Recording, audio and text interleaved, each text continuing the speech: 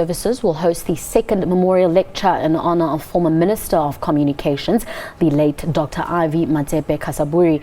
The lectures aim to create a space for the youth to appreciate the vision, principles and thought leadership that the late doctor provided.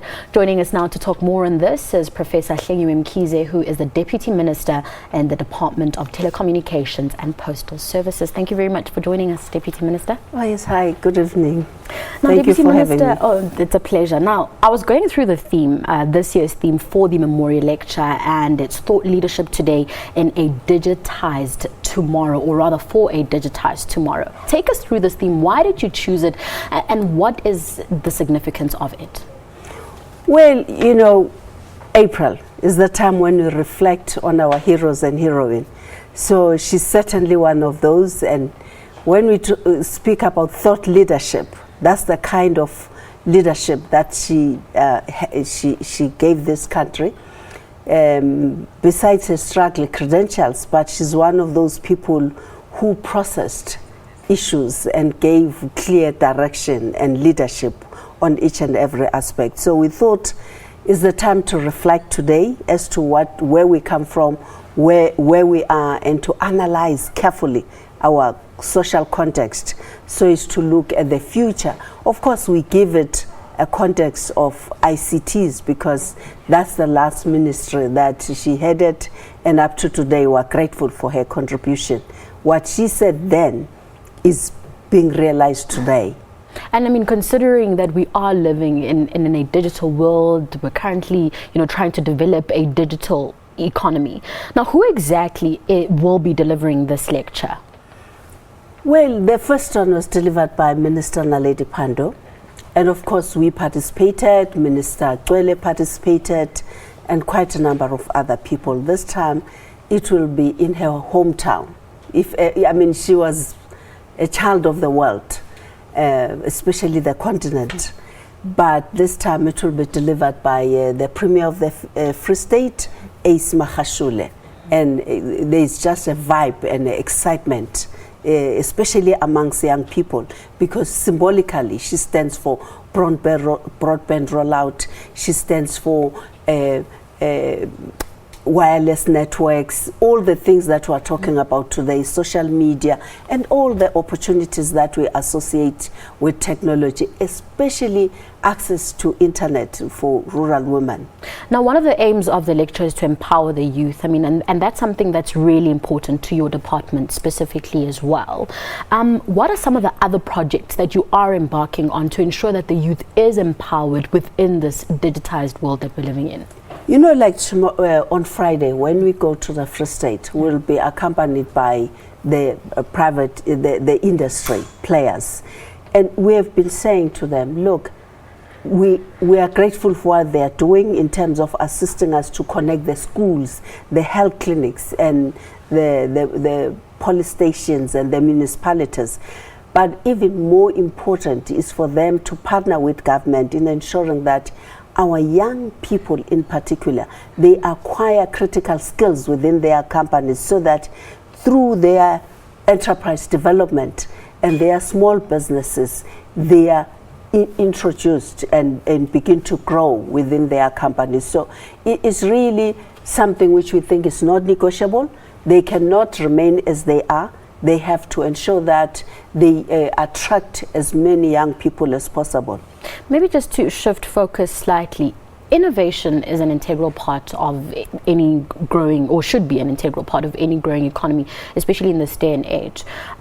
How are we looking as a country in terms of investing in innovation, especially compared to other African countries? I mean, if you look at Kenya, for example, they are massive when it comes to innovation. Should we be putting more money into innovation and more focus into innovation? I think as South Africa, we've got pockets of success. And that was better articulated by Mary Robinson when she delivered a lecture on Nelson Mandela. You know, she said, you are a country with paradox, and we have pockets of success where government has invested, especially through the Ministry of Science and Technology. And I think even in the area, in the space of ICTs, you find young people who are doing good work in terms of wireless networks, in terms of mobile technology, special applications. But at the same time, we have a huge backlog from people in rural areas. While they have access to mobile broadband, they don't have access to the internet to the same degree that would like them to do so.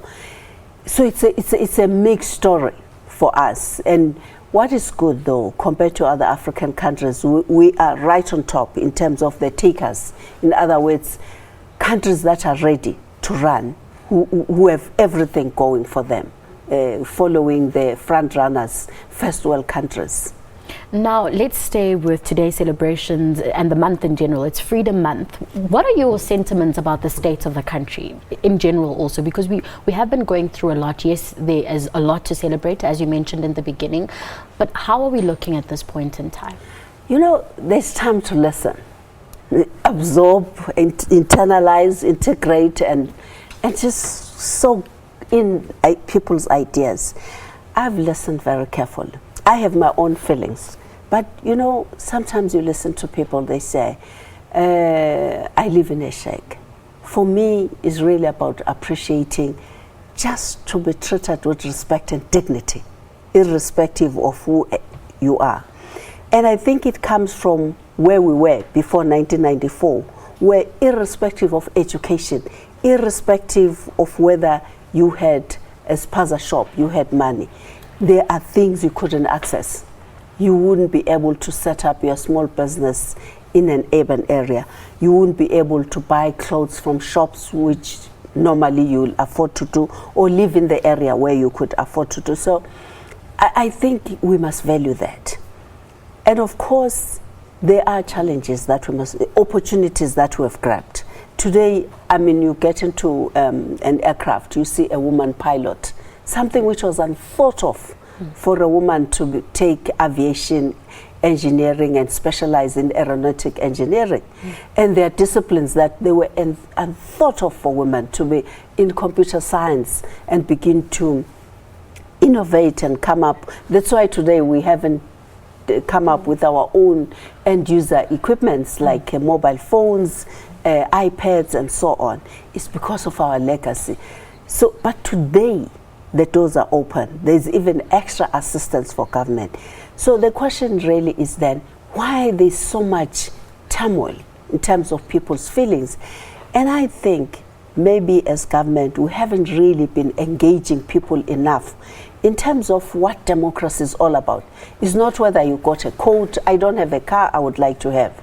But I appreciate the fact that, you know, the sky is a limit. Depending on how much I put my energies, I'm able to access whatever opportunity that is close to my heart. And so we have challenges, but at the same time, I think those who are prepared to run, there is sufficient policy enablers that could assist you to reach your dream. You make a good point there, especially with engagement. But just to pick up on what you said about education, there's a constant debate about education, especially higher education, and what students should be studying, for example, in order for them, you know, to be able to really participate in a competitive market, a competitive economy, etc. What should young people in the country be focusing on at this point in time to make sure that they contribute, you know, effectively for a better South Africa, considering we are celebrating Freedom Month? Well, sometimes we talk about critical skills, and we look at areas like what the economy of this country require for us to begin to influence our GDP and begin to be at the right level, which matches our infrastructure and everything. But I would say, really, one needs to be good at what they're doing, you know, because that is critical to excel in whatever we're doing. You know, on Friday, I've been thinking and say, what am I going to say to young people in the Free State? Some of them, they don't know who is Dr. Ivy Matsepe-Cassaburi is. And whenever I think about her, I think about discipline in whatever she was doing. She was an outstanding, amazing educationist, an advocate for human rights, gender equality. And hard work, dedicated to the cause till the last. And those are some of the attributes that when I listen to young people sometimes say, oh, I don't have this, what am I celebrating?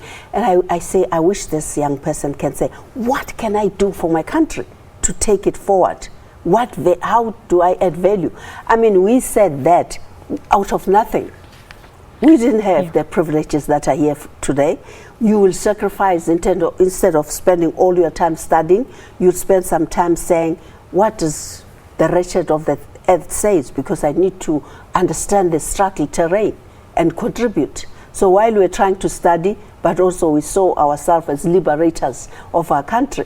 And for me, those were huge sacrifices. We could have been better people, but we all said, I mean, some people went to exile, some were imprisoned, and they were young. They were not old. You make huge sacrifices at a personal level for you to be able to add value to your country. Deputy Minister, unfortunately we've run out of time, but thank you so much for joining us. Your department is doing a great job in terms of empowering the youth.